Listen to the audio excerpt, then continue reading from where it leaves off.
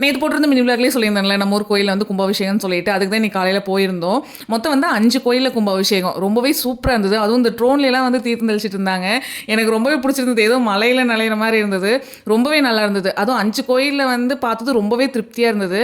அதுவும் காலையிலேயே வந்து அங்கேயே அன்னதானம்லாம் சாப்பிட்டோமோ அது மத்தியானம் வரைக்கும் ரொம்ப ஃபில்லிங்காக இருந்தது. மதியம் வந்து வீட்டில் எதுவுமே சமைக்கல, சாப்பிடவும் இல்லை. ஸோ நைட்டு கொஞ்சம் ஹெவியாக சாப்பிட்லாம் அப்படின்னு சொல்லிட்டு தான் ரைஸ் ஐட்டம் வந்து ரெடி பண்ணியிருந்தேன். ரைஸ் பண்ணிட்டு கூடவே கோவக்காய் பொரியல், அதுக்கப்புறம் கத்திரிக்காய் குழம்பு வந்து ரெடி பண்ணியிருந்தேன். ஆல்ரெடி கோவக்காய் ரெசிபி வந்து போட்டிருப்பேன். ரொம்ப ரொம்ப சிம்பிளான ரெசிபி, டேஸ்ட்டுமே ரொம்ப சூப்பராக இருக்கும்.